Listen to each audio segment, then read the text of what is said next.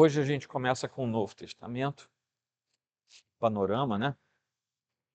Quando a gente encerrar essa fase, que é o segundo bloco desse ano, aí a gente vai depois passar para a parte de trabalho mesmo com o texto.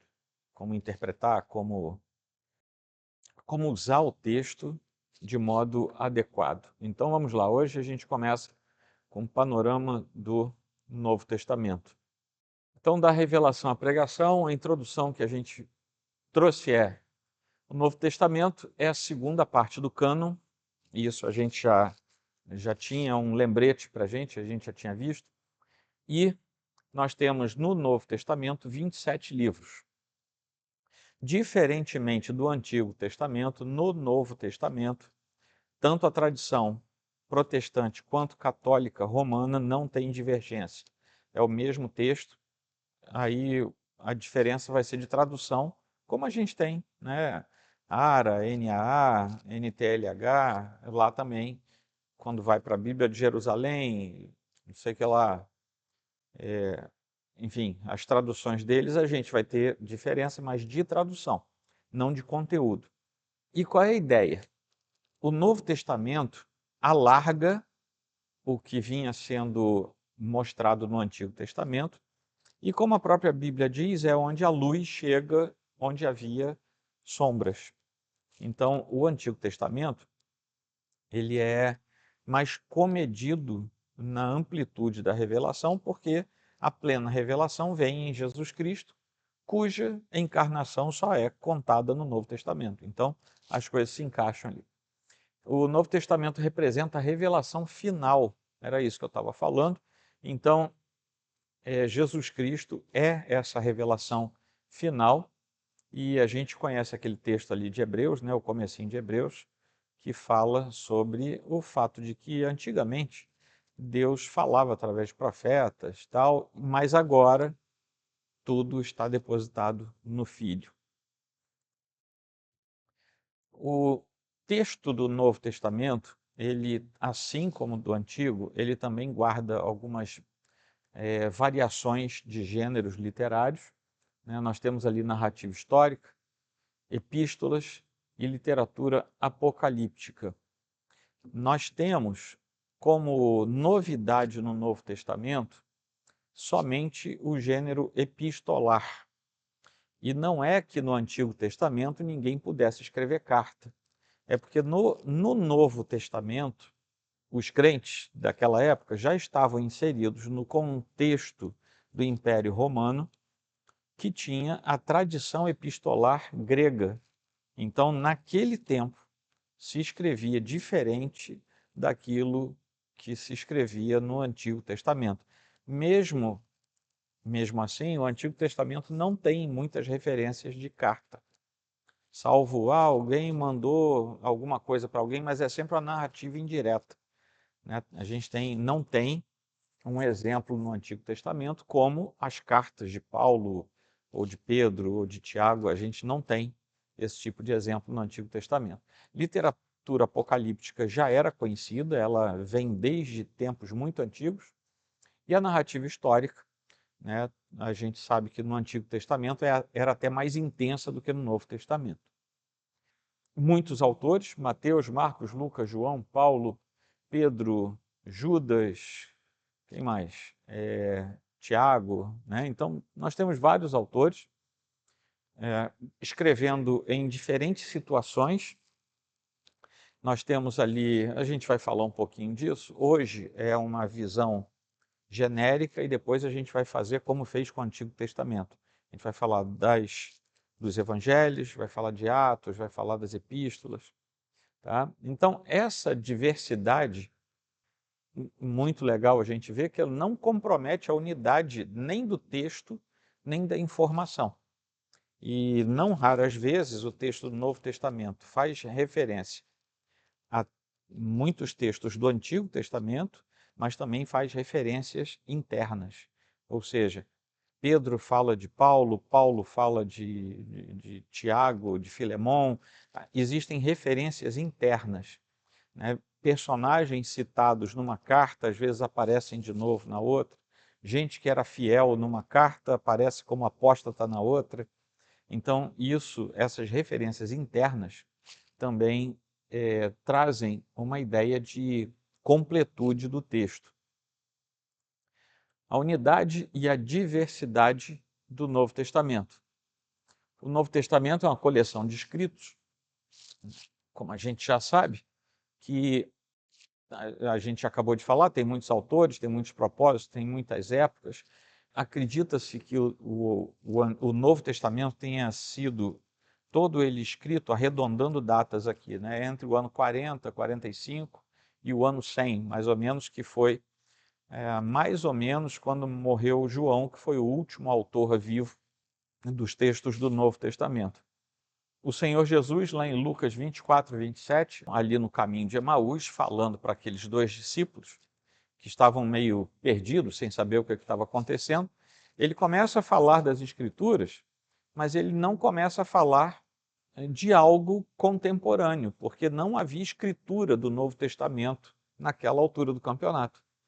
Ainda não tinha sido escrito nada, nem um evangelho, nem Atos, nenhuma epístola. Quando fala que ele levantava, falava do que estava sobre ele na Escritura, ele está falando do Antigo Testamento. A Escritura de Jesus era o Antigo Testamento, né? O Novo só veio depois da morte dele. Então, isso aí é evidenciado, ou seja, toda a Escritura aponta para Jesus Cristo, o Novo Testamento, de forma muito intensa, porque aí Jesus já é inclusive um personagem histórico a partir da escrita do texto neotestamentário. Qual é a estrutura literária do Novo Testamento? Eu fiz uma brincadeira aqui, os evangelhos, né? Aí eu peguei Mateus 1:1 e botei lá em cima em grego para a gente ver. Alguém quer ler? Está lá em cima, né? Ali está falando, a primeira palavrinha vocês conseguem saber, não é? Biblos. O que é biblos? Está no singular, aí é o livro. Livro, Genéseos, da genealogia, Jesus Cristo, de Jesus Cristo, Ruiô David, é o filho de Davi, Ruiô Abraão, filho de Abraão. Viu? Então, isso aí é o primeiro versículo do Novo Testamento. Mateus 1:1. O que os evangelhos vão fazer? Eles vão apresentar a vida, o ministério, os ensinos, os fatos, a morte, a ressurreição de Jesus Cristo, inclusive fatos ocorridos já após a ressurreição, em que Jesus teve não só contato, como interação com os discípulos antes do comecinho de Atos. Só no comecinho de Atos é que Jesus volta para a destra do Pai, né, glorificado. Mas cerca de 40 dias são narrados ainda, que de forma sucinta, mas são narrados ainda no final dos evangelhos. Tá? Ele ali se apresenta como Messias, né, aquele que tinha sido prometido, e dá as provas históricas e espirituais de que ele era o Messias. Aí, Atos dos Apóstolos, aí está aí, Atos 1:1 de novo. A Sara gostou, está ali tentando elucidar o dilema. Atos é o primeiro livro histórico, né, do Novo Testamento, que guarda uma proximidade muito grande com Lucas, que 2 evangelhos é o de narrativa mais próxima de uma narrativa histórica, embora seja o gênero não seja exclusivamente de narrativa histórica, mas os evangelhos têm uma mistura interna de gêneros. Tem narrativas históricas, tem discursos, tem pequenos salmos. O começo de Lucas tem vários cânticos, né?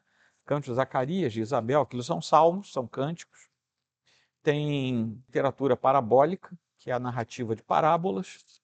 Então, dentro dos evangelhos, a gente vai pensar vários gêneros diferentes que a gente precisa aprender a identificar, porque na hora de trabalhar, estou dando um spoiler para o último segmento desse ano, na hora de trabalhar com o texto, a gente tem que saber que tipo de pergunta a gente faz para aquele tipo de gênero. Então, eu não faço as mesmas perguntas para um texto de narrativa histórica que eu faço para um texto de parábola, por exemplo, ou para um texto poético. Eu não posso fazer as mesmas perguntas, que eu vou ter respostas fora do esquema, tá? Então, a narrativa histórica, por exemplo, eu vou me preocupar muito com o nome dos personagens, pontos geográficos, e saindo ele da margem, atravessou, foi para o outro lado. Isso me interessa na narrativa. Tá? Então, são detalhes que a gente vai pegar no texto. Isso é o comecinho do nosso trabalho de exegese, para entender bem o texto, encher a mesa de material, aí depois a gente arruma aquilo tudo para poder pregar no domingo. Tá? Algumas palavras, se a gente conseguir ler, a gente vai imaginar. Tomen proton, o que é próton? Tem a ver com princípio, com primeiro, né? Protótipo é o que? É o primeiro tipo de algo que você faz para depois produzir. Tá? Então, o grego ele deixa muito rastro de palavras para a gente. A maior dificuldade, às vezes, é conseguir ler. Tá? A última palavra da primeira linha é o nome do Teófilo, Teófile, ó Teófile. Na verdade, esse T aí a gente pronuncia igual o TH do inglês, Theophile. Então, livro histórico, o início da igreja está sendo contado nesse livro de Atos. Ali nós temos alguns elementos marcantes para a história da igreja, como o evento de Pentecostes, o espalhar da missão. Vocês vão ficar em Jerusalém até que sejam revestidos do poder que vem do alto. Beleza. O poder veio do alto, ninguém se mexeu. Aí teve que ter uma perseguiçãozinha básica e todo mundo saiu de Jerusalém. Foi para Samaria até os confins da terra. Então, mostra esse início da igreja, o comecinho mesmo da igreja, apresenta os discípulos de Cristo agora se tornando apóstolos de Cristo, com a diferenciação do ministério anterior para o posterior, que é o de Atos. O que mudou? A troca de personagens. Mostra também uma coisa muito interessante que as pessoas de hoje demoram a perceber. A igreja do primeiro século, que a gente chama de igreja primitiva, ela guardava uma série de problemas e de imperfeições, igualzinho à nossa igreja. Então, é um negócio meio anacrônico a gente dizer assim, eu queria voltar a ser como a igreja primitiva. Não, cada igreja tem o seu tempo, cada um de nós foi chamado para ser fiel no seu tempo. Eles tinham que ser fiéis, às vezes sendo jogados aos leões. Nós temos que ser fiéis, às vezes sendo jogados às ideologias do nosso tempo e a outras questões. Tá? Cada um tem que vencer no seu tempo. Tá? É isso que Deus nos deu a fazer. Aí vem as epístolas. Está lá, ó, Paulo, servo de Jesus Cristo, e lá vai, Romanos 1:1. Paulos doulos Cristo Iesu Klesto. Beleza, ali no finalzinho, vocês estão vendo o Theou, que é o de Deus, né? Já está declinado, Evangelion. Paulos doulos Cristo Iesu Kletos Apóstolos Aforismenos, é esse Evangelion Theou. Isso aí é uma tradução, essas traduções que nós temos são muito boas, você muda de versão, mas elas continuam muito boas. Tá? Nós temos versículos complicados na Bíblia, mas 99,9% você pode pegar as versões que a gente tem, até aquelas mais de tradução mais dinâmica, você não vai ter problema. Graças a Deus, em português a gente tem excelentes traduções. Tá? Então as epístolas, elas se subdividem nas epístolas paulinas, que é o maior grupo, né? A gente já pregou aqui na igreja algumas séries, as epístolas da prisão, as epístolas pastorais, a gente já pregou séries aqui. As epístolas gerais, que são endereçadas a públicos mais abertos, a todo mundo. As epístolas gerais são para toda a igreja. Nós temos uma carta encíclica, isso é pouco falado, tá? Então guarda isso aí, porque ninguém fala isso por aí.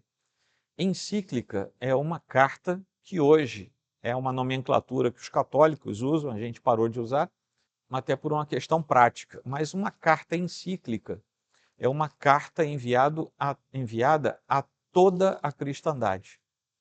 Então nós temos as epístolas gerais, elas não são encíclicas, mas tem uma que é a carta de Paulo aos Efésios. Por que que ela é encíclica? Porque já se descobriu, paleograficamente, que a mesma carta de Paulo aos Efésios foi enviada a outras igrejas. Sabe quando você faz uma carta e você só muda o destinatário ali, né? Aí eu pego o mesmo texto, Michele, vírgula, e mando para ela. Oi? Copia igual. Gesiel, aí é o mesmo texto. Então, ao que tudo indica, eu não tenho agora a fonte documental, mas ao que tudo indica, aquela mesma epístola foi mandada particularmente para cada igreja do interesse de Paulo ali naquele momento, e o que nos chegou através do cânon foi a de Paulo aos Efésios. Tá? Essa é uma teoria que tem, mas é bem robusta. Ok. O que as cartas queriam? Pastorear, até porque os pastores, nessa época, basicamente eram os apóstolos, que estavam começando a implementar os novos pastores, tá? Tipo Paulo com Timóteo. Tá? Então, agora é que estava começando aquilo. Mas ainda não tinha pastor para tudo quanto é igreja. Então, as cartas cumpriam esse papel também. A igreja recebia e alguém lia em voz alta. Isso não para no cânon do Novo Testamento. Até o século III, por aí, grandes homens de Deus usavam desse expediente para pastorear e orientar as cartas. Tá? Clemente de Alexandria, Tertuliano, todos eles têm epístolas extensas, inclusive algumas para igrejas que estão citadas no Novo Testamento. Por exemplo, Clemente manda 2 cartas, se não me falha a memória, 2, para a igreja de Corinto. Então ele escreve para a igreja de Corinto, também exortando, pastoreando, tal. De vez em quando falando heresia, mas tudo bem. E finalmente o Apocalipse de João, que é desses primeiros versículos que eu botei, é o mais longo aí. A primeira palavrinha lá é Apocalipsis, né? Então, Apocalipse de Jesus Cristo. É um livro profético e simbólico. A gente passou o ano passado inteiro aqui pregando no púlpito e trabalhando aqui às quintas-feiras, né, com características diferentes, entre domingos e quintas. Mas é um livro profético, altamente simbólico, né, que tem por missão principal revelar a vitória final de Cristo e, claro, também da igreja, que vai ser vencedora por causa dele, né?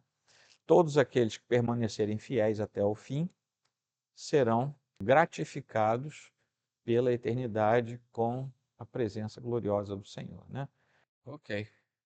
Tá? E o que está escrito revelação aí é Apocalipse, porque a palavra Apocalipse quer dizer revelação. Por isso que na Bíblia em inglês, que você tem lá guardado na sua casa para treinar inglês, está lá Revelation, né? E não Apocalipse, né? O livro da revelação. Esses são os contextos. A gente vai ver cada um deles depois, numa quinta-feira, separado para cada um deles. Qual é o contexto histórico e teológico do Novo Testamento? Me meti e mandei uma inteligência artificial fazer uma imagem. E saiu isso aqui. Ó. Então, essa aí seria uma cena comum numa cidade maiorzinha, meados do primeiro século. Tá? Tem um soldado ali do lado, dando uma olhada, um centurião. É diferente de uma cena grega, né? É bem diferente. Tem uma influência grande romana, mas as vestes já são diferentes das vestes romanas, são mais para árabes do que romanos. E, claro, é um lugar sob ocupação de um império exterior, né, externo. Então, o Novo Testamento foi escrito mais ou menos entre os anos 40 e 100. Eu diria que lá para o ano 45, 46, tá? a gente arredonda 40 porque não existe certeza disso. Mas chegando perto do ano 50, nós temos o Evangelho de Marcos, por exemplo, talvez 45, 46, que foi o primeiro dos 4 evangelhos a ser escrito. Tá? Provavelmente, Lucas, ao entrevistar as pessoas sobre o que tinha acontecido, para que Teófilo soubesse da história, ele fala isso no começo de Lucas e ele repete isso no começo de Atos. Provavelmente ele teve acesso ao texto de Marcos. Existe uma forte impressão que Marcos foi lido tanto para a escrita de Mateus quanto para a escrita de Lucas. O que é isso? Foi uma cópia? Não, foi uma pesquisa.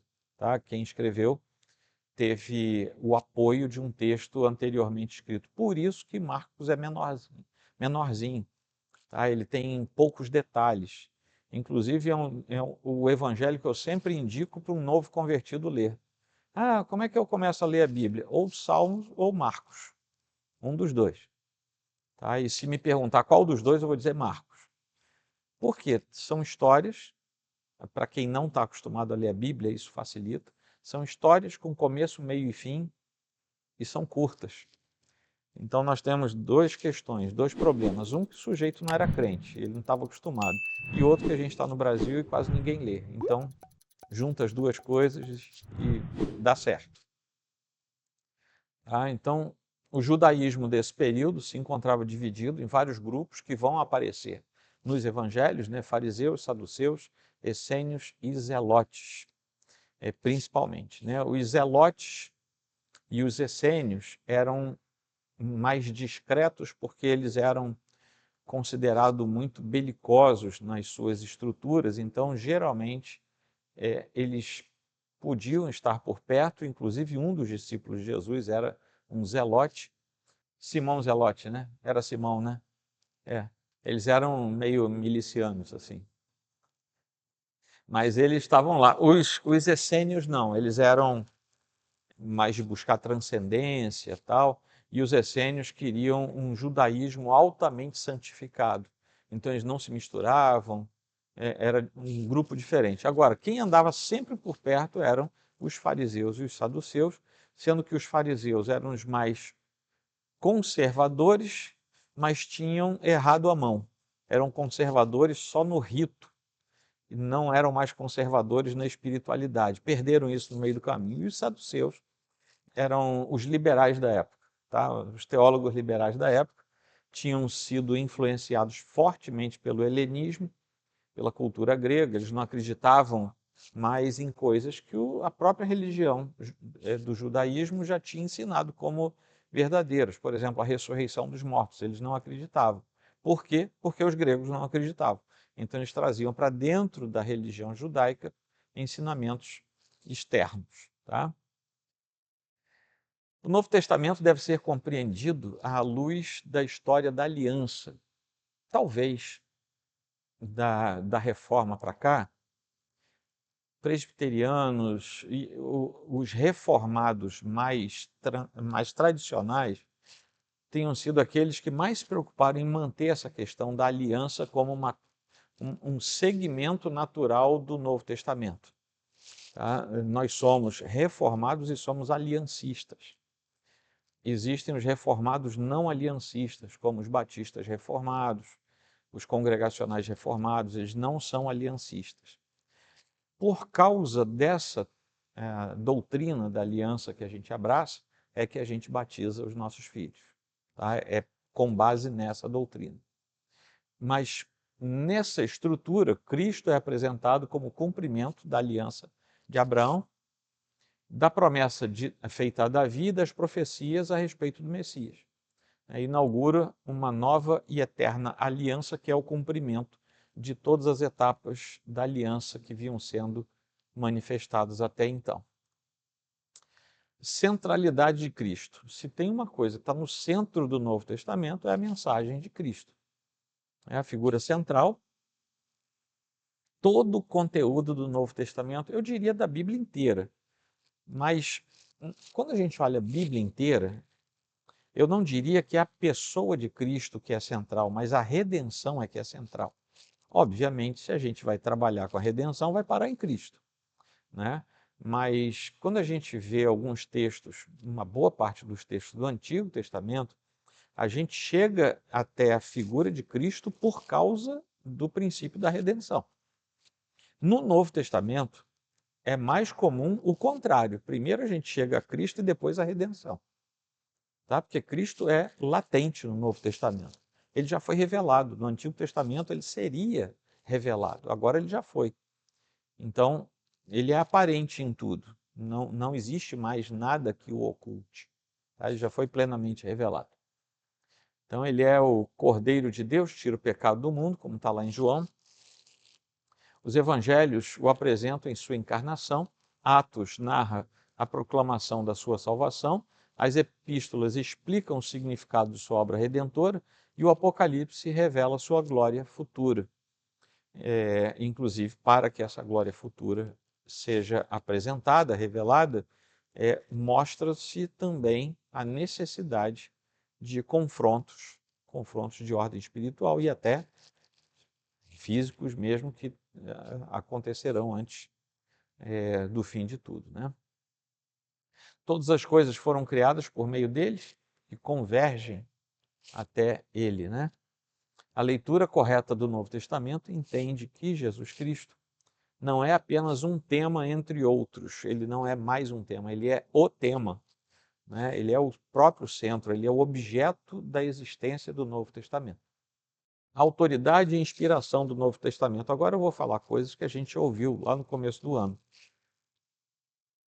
A gente sustenta a doutrina da inspiração plenária do Espírito Santo, né, para que os autores pudessem escrever, inspiração verbal, incluindo os dois testamentos, o Antigo e o Novo.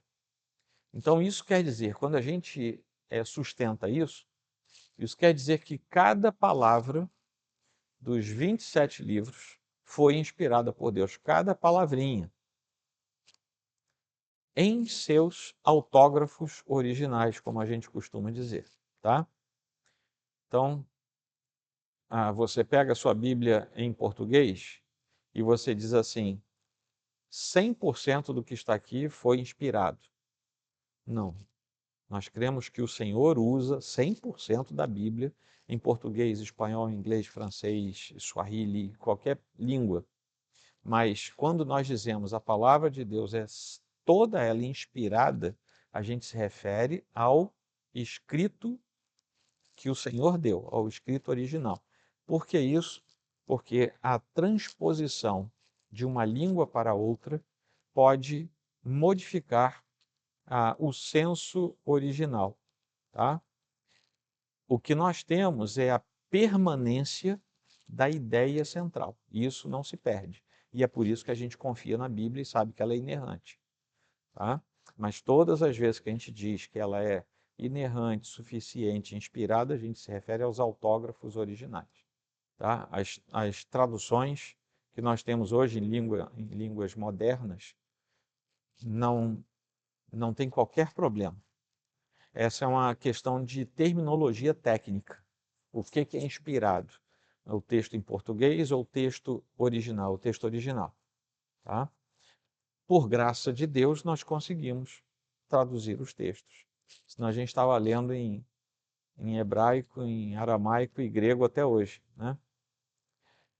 Os muçulmanos entendem dessa maneira. Eles entendem que as traduções são corrompidas e elas são, vamos dizer assim, um mal necessário. Mas é por isso que eles têm que decorar falas inteiras em árabe, mesmo que o cara não saiba falar árabe. Ele tem que decorar trechos inteiros em árabe. Porque na teologia deles, somente o texto em árabe é que está certo. Tá? Nenhuma tradução tem valor. O cânon não foi inventado, mas foi reconhecido pela igreja, né? Não foi criado pela igreja, ele foi aceito, reconhecido pela igreja, né? E os critérios para isso a gente já se debruçou sobre isso. Tem a apostolicidade, a ligação direta com um dos apóstolos, Nem todos os autores eram apóstolos, Marcos não era, por exemplo, mas tinha uma ligação direta com apóstolos, tá? Lucas não era apóstolo, mas tinha uma conexão direta. Todos esses autores que não eram apóstolos eram tutelados por um apóstolo, tá? Eles andavam com um apóstolo. A ortodoxia, né, a conformidade com a doutrina cristã, que tinha sido recebida recentemente de Cristo e dos apóstolos, o uso litúrgico nas igrejas, isso quer dizer que aqueles livros já tinham sido aceitos e reconhecidos pelas igrejas, porque o que acontecia naquele tempo também era o seguinte: a igreja de Corinto recebia, a igreja de Romanos recebia uma carta, aí lia para a igreja de Roma, né, nos vários pontos da igreja de Roma. Alguém fazia uma cópia e mandava lá para Corinto. Olha só, vê aí o que a gente recebeu lá em Roma, vê se é legal para vocês. As cartas começaram a circular nas igrejas. Então, e como eram raras, as igrejas faziam cópias muitas vezes e guardavam aquele rolo. E, eventualmente, reliam. Tá? Os rolos eram lidos publicamente nas reuniões. Obviamente, tinha uma cópia. A igreja de Roma tinha quantos núcleos? Que não era um templo, eram vários lugarzinhos. Não sei, mas aí pegava, passava para ele ia ler lá na reunião do grupo dele, depois passava para ele e ia passando. Até que todo mundo ouvia aquela exortação, aquela orientação pastoral que vinha dos apóstolos ou de alguém enviado por eles.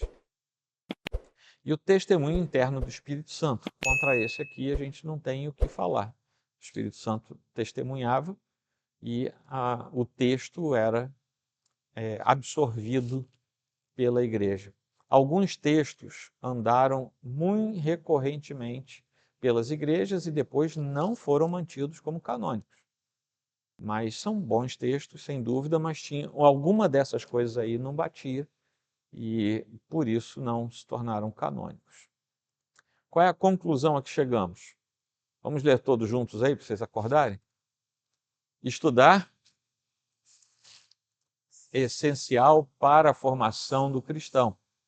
Ele revela o coração do Evangelho, expõe a beleza de Cristo e orienta a vida da igreja até a consumação dos tempos. Sua leitura deve ser feita com oração, dependência do Espírito Santo e desejo sincero de obediência. Compreender bem o Novo Testamento é fundamental para o discipulado, para a missão da igreja no mundo e para a construção de uma teologia sólida, enraizada nas Escrituras. Perguntas? Agora acabou aqui. Perguntas?